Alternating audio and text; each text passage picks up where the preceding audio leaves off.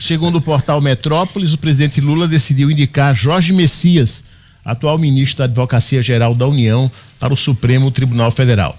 Ele ocupará a vaga do ministro Luiz Roberto Barroso, que se aposentou aos 67 anos. A indicação deve ser anunciada nas próximas horas e Messias passará por uma sabatina no Senado antes de assumir a corte.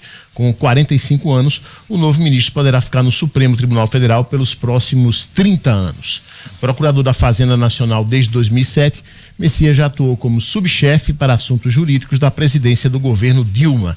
A escolha dele teria sido priorizada em relação ao senador Rodrigo Pacheco, que também era cotado para a vaga. Porque o Messias, ele é de extrema confiança do presidente Lula, né?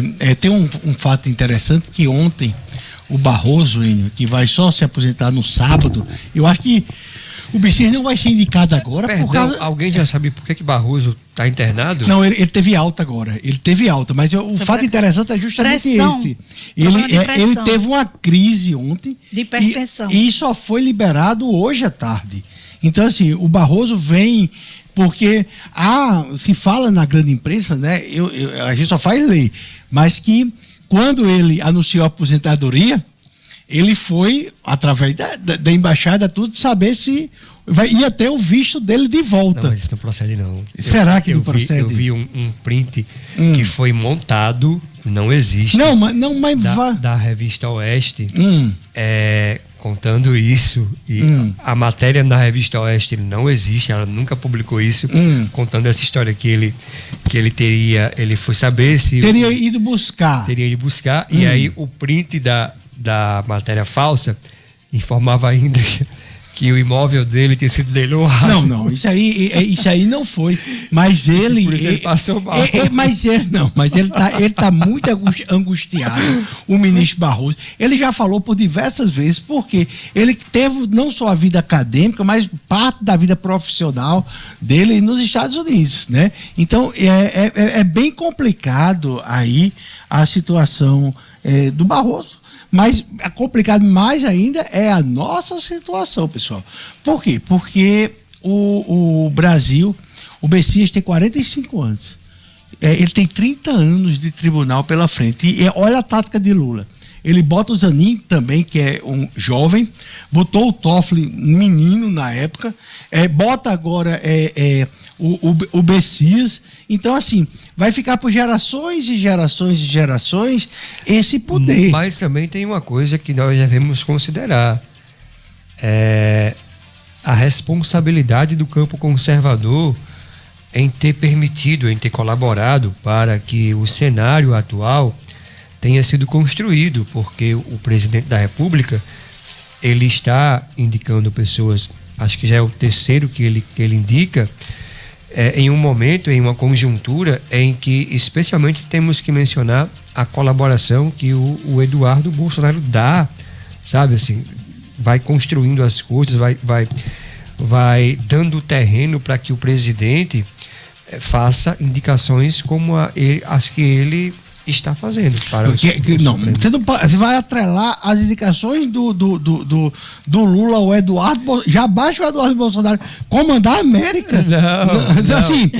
Porque comandar também. O que eu estou falando é que, veja, o campo conservador poderia estar atuando para não criar cenários que favoreçam o presidente indicar pessoas como o Messias.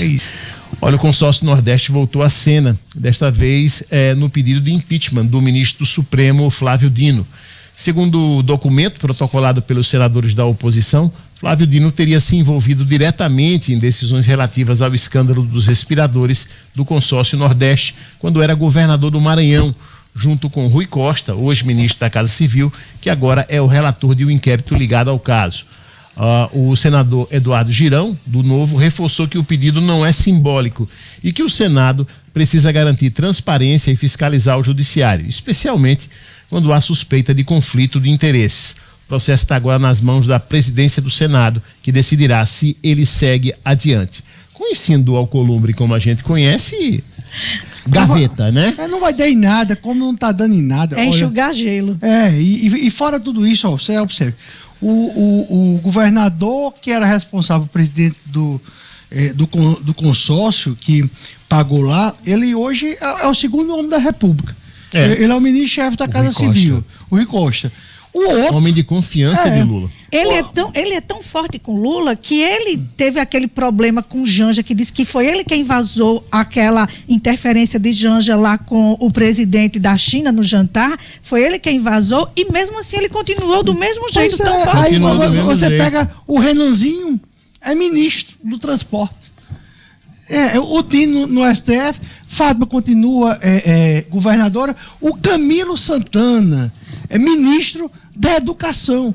Então, meu amigo, o do Piauí, ministro do Bolsa Família, o Elton Dias, e senador da República também, né? Então, virou bagunça, pessoal. Isso virou bagunça porque esses 9 governadores, junto com os 9 secretários, eram para estar sendo investigados, no mínimo. O secretário aqui do Rio Grande do Norte, da época, disse que mandou dinheiro sem ler o contrato. Então, assim, houve alguma coisa de errado. Mas está tudo bem, Não, Gustavo, não pode fazer nada. É impressionante como a articulação da esquerda, ela é muito organizada e forte.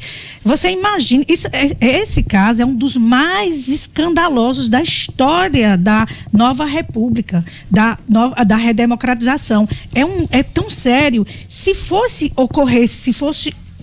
governadores de direita, você pode ter certeza que muitos estariam presos, a vida dessas pessoas estariam arrasadas, mas com esses daí não. Eles conseguem o quê? Alçar voos para ministérios, né? Olha, na quarta-feira da próxima semana... Mas eu acho que também porque na época desses eventos, os governadores de direita estavam preocupados com outros temas. Mas não jogaram. Eles não jogaram o dinheiro público. Na quarta-feira da próxima semana, 9h30 da manhã, eu vou estar no banco dos réus. Quem vai estar do outro lado é o Cipriano. Por causa disso, tá entendendo? Por causa de críticas que eu fiz a ele na pandemia, sabe? E assim, esse é o Brasil. E é impressionante como eles levam tudo para a justiça, como se fosse um puxadinho. É impressionante. A liberdade de expressão não existe, você não pode cobrar a correção no uso devido do dinheiro público, que logo ficam magoadinhos. Um diálogo tenso entre os ministros Gilmar Mendes e Luiz Fux chamou a atenção no Supremo Tribunal Federal. Durante o intervalo de sessão, Gilmar chamou Fux de, abre aspas, figura lamentável, fecha aspas, e sugeriu que ele fizesse terapia para superar traumas da Lava Jato. A discussão teria ocorrido após Fux pedir vista de um recurso de Sérgio Moro que tenta reverter a decisão que o tornou réu pelo crime de calúnia contra o próprio ministro, Gilmar Mendes. Durante o confronto, outros ministros entravam e logo saíam da sala diante da tensão do diálogo. Nem Gilmar nem Fux comentaram publicamente o episódio. Mas é engraçado que você é lamentável, é uma figura lamentável. O Barroso, foi o termo que o Barroso usou contra o Gilmar. Ao vivo. Perdão, senhor é uma figura lamentável. Não, ele disse o senhor é uma pessoa horrível. Isso foi em 2023.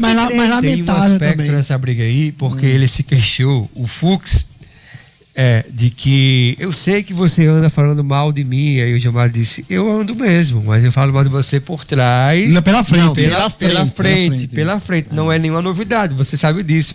E o mais interessante é que essa discussão aconteceu numa sala contígua à primeira turma, e como o Enio mencionou, os ministros entravam e saíam, e foi esse entrar e sair que eles costuraram a fofoca, entregaram a Mônica Bergamo, que, ó, às e vezes até o Cury também da CNN. Às vezes eu acho que foi o próprio Gilmar Mendes que pode ter falado com a Mônica Bergamo. É queridinho de Mônica. E tem um aspecto ainda nessa discussão aí, é que o Fux pediu vistas, também sacanagem, quando tava 4-0 já, cara. 4-0, assim.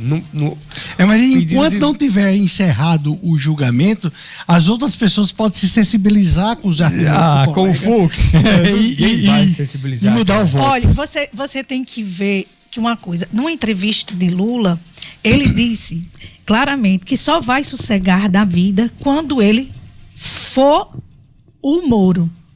Então existe... Quando ele o quê? For Lascar o Moro. Lascar o Moro. Ah. Ele disse abertamente, é porque entendi agora, ele não tá fala bom, fu, tá, ele tá. fala fu, a palavra, como se escreve, né? F-O.